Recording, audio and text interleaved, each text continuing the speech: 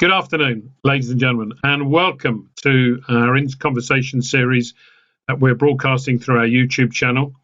And I'm delighted today to be in conversation with someone who's very influential as far as Floridian tourism is concerned, and that's Dana from Visit Florida. Good afternoon, Dana. Good afternoon, Graham. It's great to be here with you today. Good.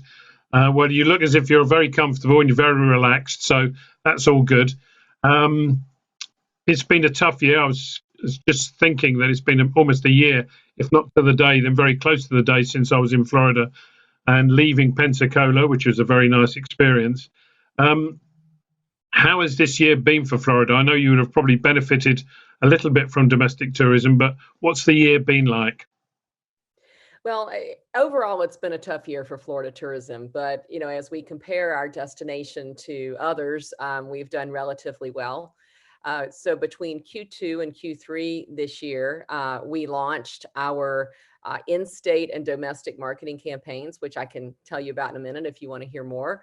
But coinciding with those campaigns, we saw a 71% increase in visitation between Q2 and Q3. So we took that as a really positive sign. And obviously, beach destinations have seen even more capacity than others, or more occupancy than others, just because of the desirability to be on a beach like the one behind me. And who wouldn't want to be on that beach behind you right now? When you say you're launching, you've got campaigns, presumably those campaigns are run into 2021 for domestic tourism. Do you honestly think that you're going to really have much return from international tourism this calendar year? Well, I hope so. It's hard to predict what's going to happen in the future, but we have seen tremendous response to our domestic marketing campaigns.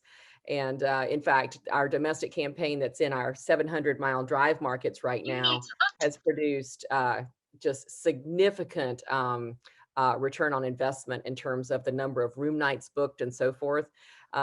We've seen on the order of 750,000 room nights just from bookings on Expedia, booked from our campaign. So we feel really good about that. And we've stayed engaged with our international markets throughout this pandemic. So our hope is that our hard work on the front end, maintaining our good relationships with the trade in the UK, particularly, and making sure that we fostered new relationships and stayed top of mind. We're hoping that pays off with a lot of British tourists as soon as possible here in Florida. Good. I mean, I know we've discussed this subject before, but do you think there's a danger that because of the lost revenue through the pandemic, there will be like a goldmine rush to this new nirvana when all this pent-up demand will be unleashed? There's a danger that sustainability and environmental issues may be lost in the jumble of tourism return? Well, certainly sustainability and environmental protection are a part of our core values here in the state of Florida. We realize that the pristine nature of our environment and our nourished beaches and our maintained parks and so forth are really critical to not only the health of our state and our population here, but to the health of our tourism industry. So maintaining and protecting those natural assets that we have is vitally important.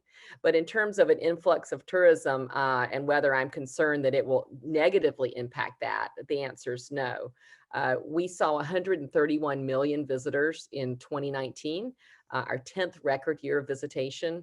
And we are able to handle that very, very well because Florida is such a very, very large state and we have so many opportunities available throughout Florida.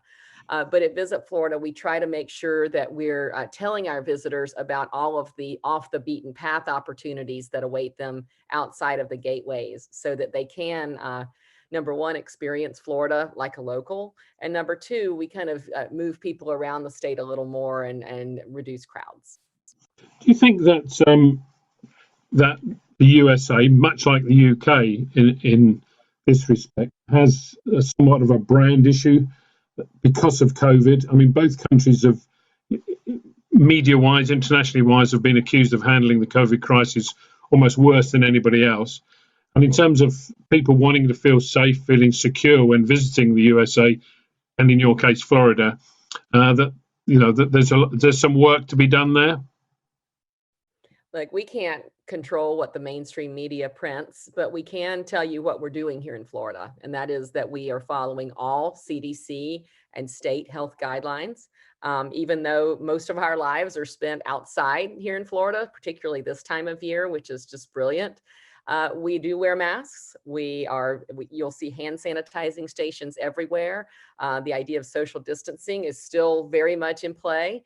But the beauty is that if you want to go have dinner with friends, outdoor dining is available, or indoor dining if you've been vaccinated or had COVID or just don't care.